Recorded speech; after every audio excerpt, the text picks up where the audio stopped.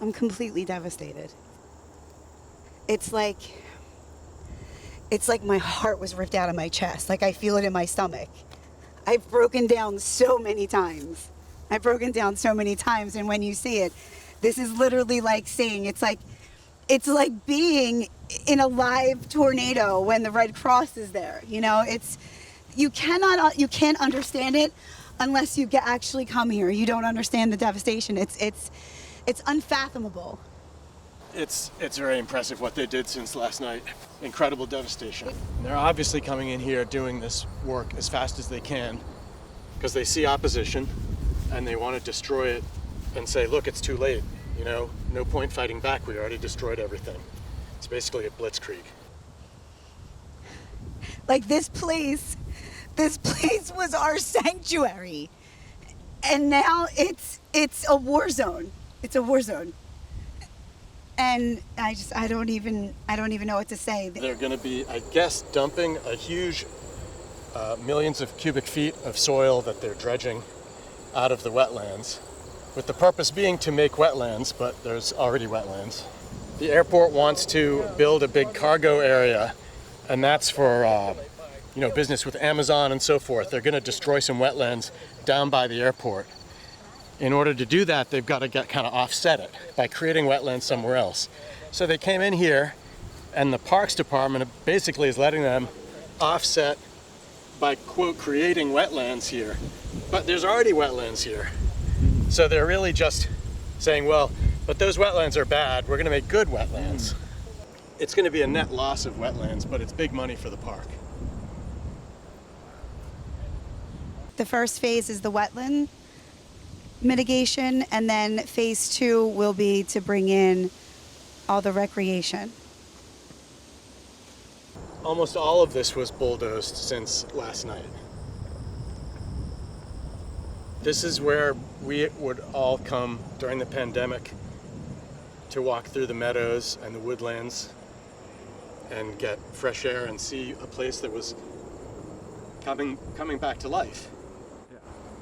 And now they're destroying it, and it seems that it's all driven by money. It's driven by this imperative that the park is supposed to pay for itself, that they need to rent out playing fields, that they need to bring in money from the airport for this wetlands offset.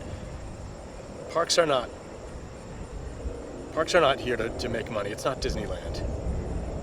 Parks are a resource. So over the past, since last Tuesday night, was it Tuesday night they started?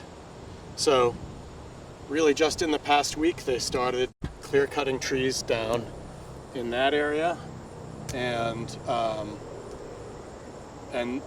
very quickly moving up, and they're using this thing called a feller buncher or a feller grabber. It's this incredibly scary machine that just grabs the trees and plucks them like flowers almost. And they cleared a huge area down there. They never put up any kind of boundaries like this. So people were walking around with their dogs and the trees are falling basically around them. Then they claimed that people had removed the boundaries, which was a lie. Now they do have boundaries up and they've expanded the area. So I guess part of this is where they're going to dump like a 30-foot tall mound of soil, which is what they'll dredge out of the wetlands. So they're basically like dredging a third of it and piling dirt on another third of it. And then theoretically they would use this dirt to build up the other 1/3 of it where they want to put artificial turf playing fields, which is just a terrible and unnecessary use. I mean, playing fields are great, but they don't have to be in our only piece of wildland.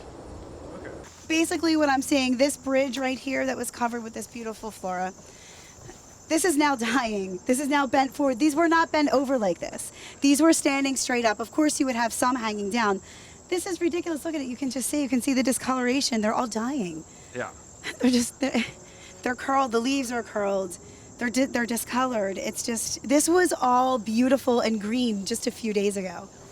So there's different reports of people on the ground seeing pesticide sprays and seeing equipment that can be used to spray pesticides.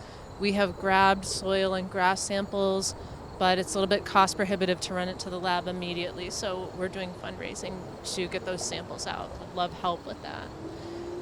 There's some areas that are completely discolored in a way that would match pesticide use, but we'd like to have that confirmed by lab. There are also reports from a number of people within the Save the Meadows community that their dogs have had significant side effects, vet hospitalizations, seizures, skin conditions, and all of these have come up in the immediate short term after this potential pesticide exposure. It's this untamed nature that doesn't ask anything from you. It just is there, and a place we can see the natural rhythms and to ground ourselves, to decompress.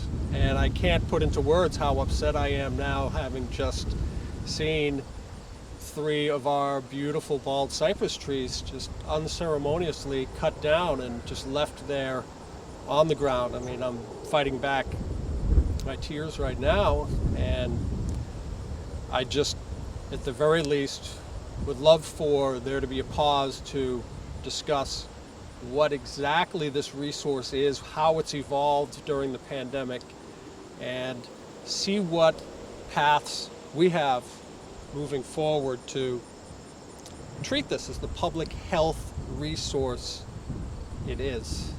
There's been what I feel to be a lack of transparency and clear communication for how the master plan is to be executed. And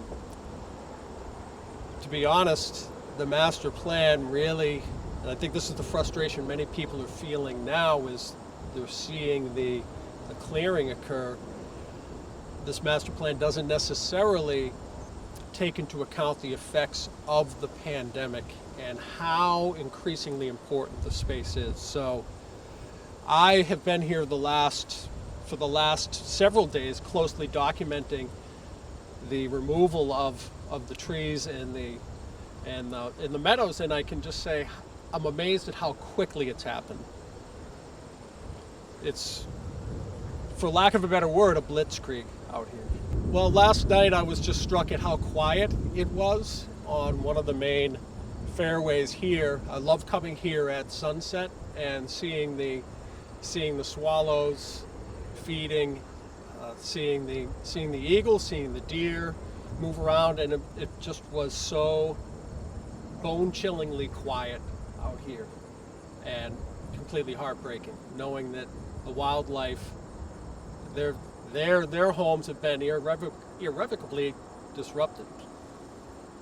Just a plea that we can hit the pause button and bring all members of the community together to discuss what this public resource is and how it can benefit all of us moving forward.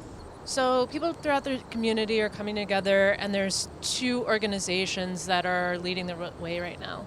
People's Plan for FDR is a group of community coalitions that have signed on to protecting the meadows and also having a vision for what comes next, revisiting the master plan and redoing community engagement.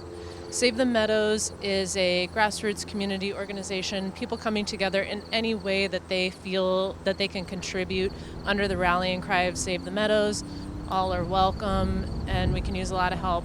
The 2 websites are pp4fdr.org and savethemeadows.com. You can also find us on Instagram, Save the Meadows FDR.